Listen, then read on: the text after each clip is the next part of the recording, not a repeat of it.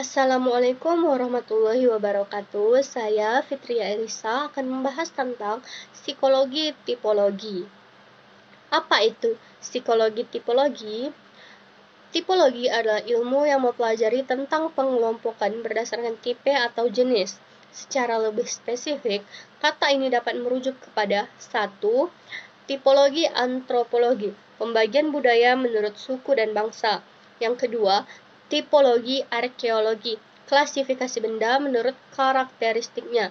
Yang ketiga, tipologi teologi, doktrin atau teori dalam teologi Kristen tentang hubungan antara Perjanjian Lama dan Perjanjian Baru. Keempat, tipologi linguistik, kajian dan klasifikasi bahasa menurut fitur strukturalnya. Sejarah teori tipologi. Pada tahun 1930, teori kepribadian modern sedang terbentuk. Psikologi kepribadian berusia kurang dari 1 abad, namun mempunyai akar sepanjang sejarah manusia. Psikologi kepribadian ini selain meneliti jiwa seseorang, juga meneliti atau mengkaji mengenai Islam, yakni psikologi kepribadian Islam. Makna kepribadian berasal dari kata person yang secara bahasa memiliki arti sosok manusia sebagai individu, individu secara umum, orang yang hidup, pribadi, eksistensi atau identitas pribadi, dan kekhususan karakter individu. Beberapa hal yang ada di dalam psikologi tipologi. Yang pertama, teater dan presentasi diri. Sebagai akar psikologi kepribadian bisa ditelusuri ke teater. Theophrastus, murid dari Aristoteles, adalah salah satu pencipta pertama sketsa karakter deskripsi singkat mengenai tipe orang yang bisa ditemui kapanpun dan dimanapun, seperti seorang yang murahan, rapi, pemalas, atau kasar. Pada abad ke-20, teater kembali mengambil langkah imajinatif. Pemain teater sebagai Luigi Pirandello bermain dengan ide bahwa seorang karakter bisa melangkah keluar dari peristiwa di dalam pentas mereka. Yang kedua, agama. Tradisi keagamaan Barat, Yahudi, Kristen, maupun Islam mempercayai bahwa umat manusia diciptakan menurut citra Tuhan dan sejak awal telah menghadapi godaan dan perjuangan moral. Filsafat dan agama-agama Timur berfokus pada kesadaran diri dan pemenuhan diri spiritual. Fokus pemikiran Timur ini pada kesadaran, pemenuhan diri, dan roh manusia, memainkan peranan penting dalam aspek-aspek tertentu dari teori kepribadian modern. Sebagian besar peneliti mengenai kepribadian di universitas saat ini lebih banyak bergelut di arena ilmu pengetahuan modern dan positivistik, serta jarang terkait dengan masalah-masalah spiritual. Yang ketiga, evolusi biologis. Pengaruh terhadap psikologi kepribadian yang paling terlihat jelas bisa ditelusuri ke perkembangan ilmu biologi selama abad ke-19. Perkembangan terbesar dalam pemikiran biologis di abad ke-19 adalah teori evolusi. Pada tahun 1859, Charles Darwin menerbitkan Origin of Species. Charles Darwin mengajukan ide-ide yang diajukan ahli teori lain, berpendapat bahwa karakteristik individual yang berevolusi adalah karakteristik yang memungkinkan organisme tersebut untuk meneruskan gen keturunannya. Yang keempat, pengetesan. Ketika Amerika Serikat memasuki Perang Dunia pada tahun 1917, banyak peneliti psikologi mengenai kepribadian telah didukung oleh strategi masa perang guna kepentingan pertempuran atau usaha masa damai untuk pertahanan nasional. Bahkan sekarang, angkatan yang bersenjata masih memperkerjakan ratusan psikologi untuk melakukan penelitian dan pengetesan terhadap prajurit-prajuritnya. Yang kelima, teori modern. Teori kepribadian modern mulai terbentuk secara formal pada tahun 1930. Bentuk teori tersebut sangat dipengaruhi oleh karya 3 orang, yakni Gordon Allport, Kurt Lewin, dan Henry Murray. Allport yang memiliki keahlian luas dalam bidang filsafat dan karya-karya klasik, memusatkan perhatiannya pada keunikan dan kehormatan individu. Allport mendefinisikan kepribadian sebagai organisasi dinamis dari sistem psikofisik individu yang menentukan penyesuaian unik dirinya terhadap lingkungan. Usaha-usaha untuk menyusun teori psikologi. Pertama, usaha-usaha yang masih bersifat pra-ilmiah. Yang pertama, chirologi atau gurat-gurat tangan. Yang kedua, astrologi, ilmu perbintangan. Yang ketiga, grafologi, ilmu tentang tulisan tangan. Yang keempat, fisiognomi, ilmu tentang wajah. Yang kelima, phrenologi, ilmu tentang tengkorak. Yang keenam, onikologi, ilmu tentang kuku. Dan yang terakhir, ajaran tentang cairan badaniah. Yang kedua, usaha-usaha yang lebih tinggi nilainya. Yang pertama itu ada pendapat Hippocrates. Hippocrates, ia adalah seorang bapak ilmu kedokteran yang membahas kepribadian manusia dari titik tolak konstitusional. Dengan sifat yang didukungnya, yaitu kering, basah, dingin, dan panas, maka Hippocrates berpendapat bahwa dalam diri seseorang terdapat 4 macam sifat tersebut yang didukung oleh keadaan konstitusional yang berupa cairan-cairan yang ada dalam tubuh orang itu, yaitu empedu kuning, empedu hitam, plekma, dan sanguis. 2. Pendapat Galenus. Galenus sependapat dengan Hippocrates dan bahwa cairan-cairan tersebut adanya dalam tubuh manusia dalam proporsi tertentu. Kalau suatu cairan adanya dalam tubuh itu melebihi proporsi yang seharusnya, maka akan mengakibatkan sifat-sifat kejiwaan yang khas. Pengaruh ajaran Hippocrates dan Galenus. Ajaran Hippocrates yang kemudian disempurnakan oleh Galenus lama-kelamaan latar belakang kefilsafatannya, yakni adanya kesatuan dalam sebuah kosmos, ditinggalkan dan sebagai akibatnya terdapat adanya 2 garis perkembangan, yaitu 1. Menekankan pentingnya kejasmanian, yaitu teori-teori konstitusional. 2. Menekankan pentingnya segi kejiwaan, yaitu teori-teori temperamen.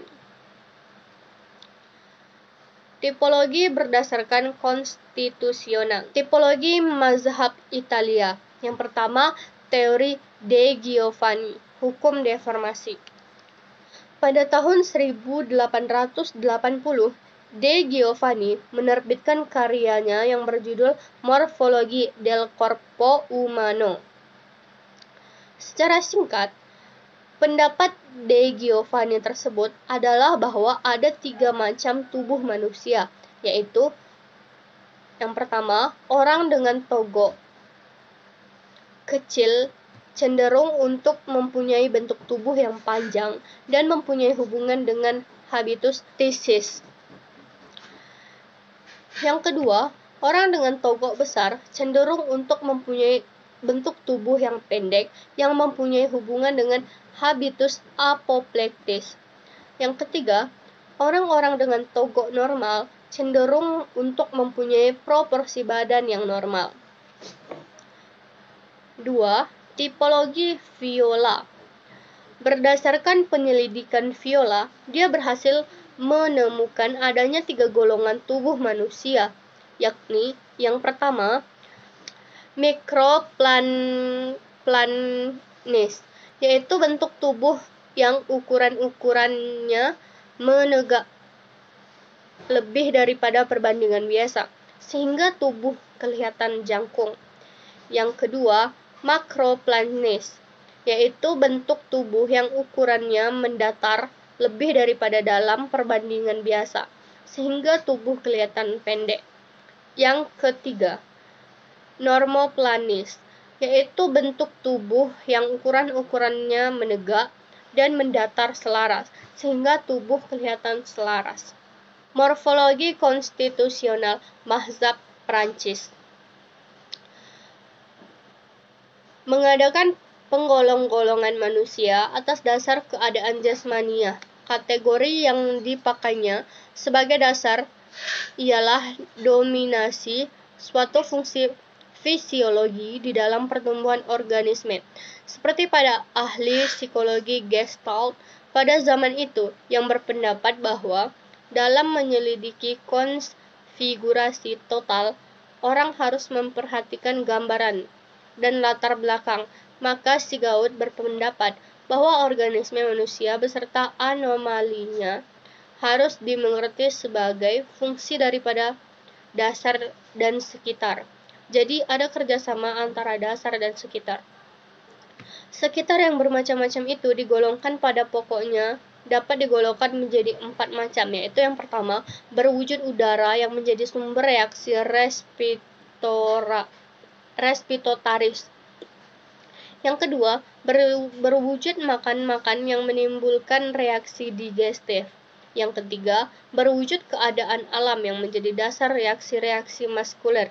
Yang keempat, berwujud keadaan sosial yang menimbulkan reaksi cerebral. Morfologi konstitusi di Jerman. Tipologi Kretschmer. 1. Kretschmer membedakan antara konstitusi, temperamen, dan watak.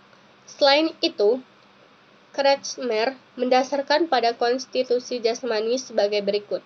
Manusia tipe piknis atau piknoid dengan ciri-ciri bentuk badan, yaitu perawakan gemuk, serba bulat, serba pendek, perut gendut, wajah bundar, badan berlemak, dada berisi, memiliki sifat humor tinggi, gembira, optimis, dan lain-lain. 2. Manusia tipe asthenis dengan ciri-ciri bentuk badan, yaitu badan kurus, kepala kecil, dada rata, wajah sempit, anggota badan serba panjang, langsing, biasanya wataknya pemurung, kaku dalam pergaulan, mudah tersinggung, dan lain-lain. 3. Manusia tipe atletis dengan ciri-ciri bentuk badan merupakan campuran antara ciri badan tipe piknis dan asthenis. Bentuk tubuh atles mempunyai sifat realistis, mempunyai watak ingin berkuasa, ekstrovert, supel dalam pergaulan. 4. Manusia tipe desplatis atau hipoplastik ialah orang dengan ciri-ciri bentuk badan besar dan tinggi sekali, atau kecil dan pendek sekali. Tipe manusia seperti ini selamanya mempunyai perasaan inferioritas. Hippocrates berpendapat bahwa di dalam tubuh manusia terdapat 4 zat cairan dengan sifat-sifatnya yang berlainan, yaitu darah bersifat panas, lendir bersifat dingin, empedu hitam bersifat basah, dan empedu kuning bersifat kering. Hippocrates dalam mengeluarkan pendapatnya itu terinspirasi pendapat filsuf sebelumnya yang bernama Empedokles. Sedangkan Galenus, yang disebut sebagai penerus pandangan Hippocrates, menggunakan dasar 4 macam cairan yang terdiri di dalam tubuh manusia sebagai dasar berpikir dalam menyusun tipologi manusia. Keempat cairan yang dimaksud tersebut adalah darah, flagma, empedu kuning, dan empedu hitam. Tipologi berdasarkan temperamen. Tipologi berdasarkan temperamen merupakan watak dasar seseorang. Beberapa pendapat para tokoh mengenai tipologi temperamen. Yang pertama, leunusus. Temperamen adalah sifat-sifat kejiwaan yang ditentukan oleh campuran cairan-cairan dalam tubuh. Yang kedua, Kretschmer. Temperamen adalah bagian daripada kejiwaan yang agaknya melalui darah secara kimiawi, mempunyai korelasi dengan aspek jasmania. Yang ketiga, konstam. Aku rohani yang bersangkutan dengan konstitusi jasmania dan dibawa sejak lahir. Jadi, temperamen merupakan aspek kejiwaan daripada kepribadian yang dipengaruhi oleh konstitusi jasmani yang ada pada sejak lahir yang dapat diubah oleh pengaruh dari luar. Contoh dalam kehidupan sehari-hari. Koleris. Koleris dikenal sebagai tipe kepribadian yang memiliki semangat dan selalu optimis. Selain itu, sifat tersebut juga disertai dengan keras kepala hingga mudah marah. Sisi negatif dari sifat koleris ini adalah sifatnya yang tidak sabaran dan menyukai keributan hingga pertengkaran yang berujung perkelahian. Melankolis. Orang yang termasuk golongan melankolis adalah mereka yang sering merasa khawatir dan orang-orang yang mudah menyerah. Namun, kelebihan melankolis adalah seseorang yang analitis dan sangat kreatif. Walaupun begitu, melankolis kadang sering meremehkan diri mereka sendiri, yang pada kenyataannya diri mereka tidak seburuk itu. Phlegmatis. Tidak suka kekerasan dan selalu cinta damai adalah karakter khas dari seorang phlegmatis. Phlegmatis juga seorang yang sering menyebarkan kebahagiaan lewat humor-humornya yang jenaka. Phlegmatis juga orang yang tidak mudah terpengaruh dan tipe yang tidak mau terlihat populer. Phlegmatis lebih suka ketenangan dan tidak mau ambil pusing terhadap hal-hal yang menurutnya tidak terlalu penting. Sanguinis, selalu mendahulukan perasaan daripada pemikiran, adalah karakter khas tipe sanguinis. Selalu bersemangat dan hangat kepada setiap orang yang ia temui, membuat dirinya dicintai banyak orang akibat keramahannya itu. Sangat takut untuk tidak populer. Mereka menyukai kepopuleran dan akan stres jika mereka tidak populer dalam hidup. Hanya ini yang dapat saya sampaikan. Jika terdapat kesalahan, saya mohon maaf. Saya akhiri. Assalamualaikum warahmatullahi wabarakatuh.